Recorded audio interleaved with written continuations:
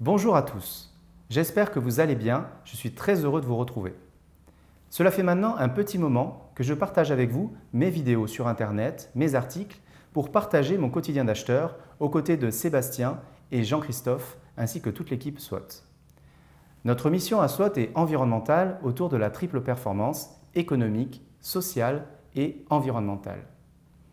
Nous sommes maintenant une petite communauté à travailler à faire avancer le plus beau métier du monde et je vous en remercie infiniment. Le sujet de cette vidéo est central car il aborde notre vision des 4 piliers de la fonction achat.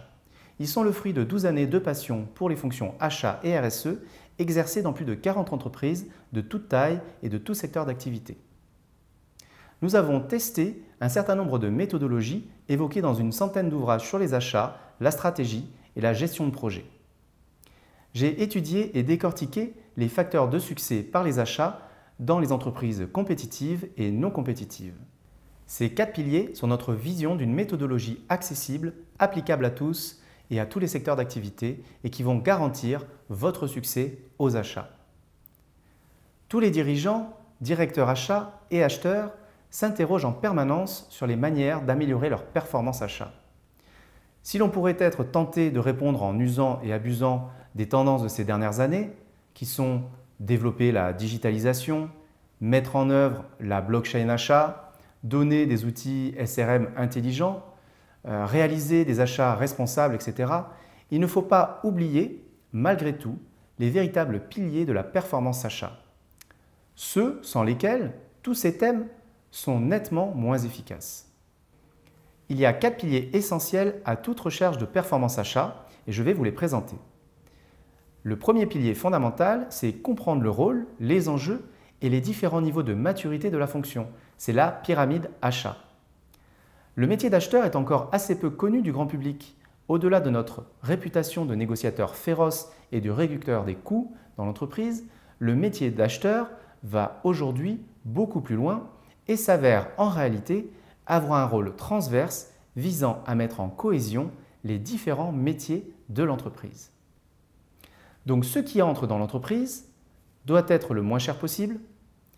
Eh bien cela dépend des attentes des clients finaux. Il y a 3 manières de faire gagner de l'argent à son entreprise: baisser les coûts, augmenter les marges ou développer les ventes.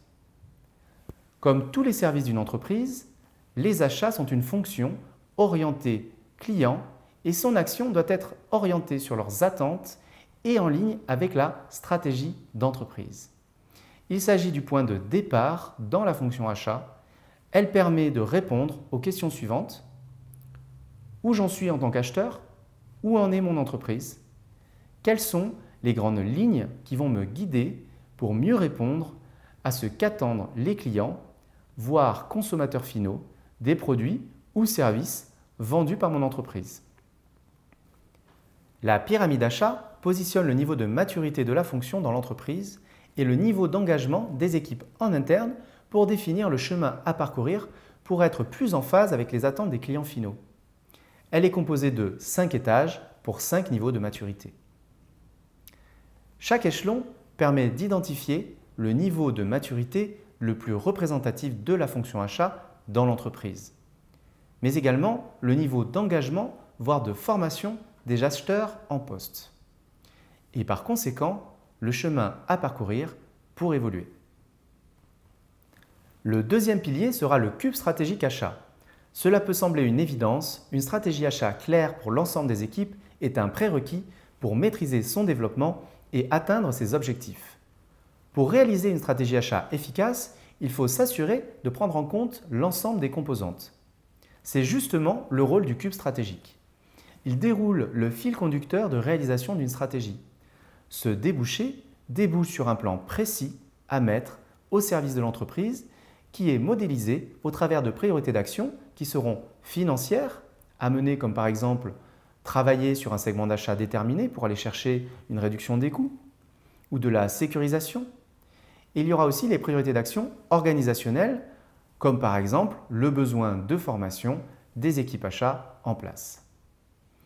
Il offre une direction cohérente qui aligne les objectifs, les moyens, les ressources allouées et l'organisation opérationnelle qui en découle. Le troisième pilier est l'entonnoir de gestion de projet achat. La gestion de projet achat peut se définir brièvement comme l'application des connaissances, compétences, outils et leviers techniques ainsi que commerciaux pour atteindre ses objectifs achats. Par exemple, baisse du poids financier, baisse du risque en interne ou réduction de la contrainte imposée par le marché. J'ajouterai que la gestion de projet doit aussi être un processus reproductible et prévisible, autant que faire se peut, qu'il est possible d'utiliser pour chaque projet achat traité par votre organisation. Le quatrième et dernier pilier est la sphère des skills de l'acheteur. Les skills sont majoritairement des soft skills ou compétences comportementales qui suscitent de plus en plus l'intérêt des entreprises. Pour être recruté puis être performant au travail, les seules compétences techniques ne suffisent plus. Salariés et managers doivent développer des qualités non professionnelles telles que la créativité ou l'empathie, mais également maîtriser les outils hors cœur de métier. Cela afin d'améliorer leur organisation et leur productivité. Les 4 piliers achats offrent une vision accompagnée d'une méthodologie qui permet de se positionner tout en donnant du sens à la fonction. Vous pourrez ainsi organiser vos actions avec méthodologie en priorisant vers l'atteinte des meilleurs résultats possibles.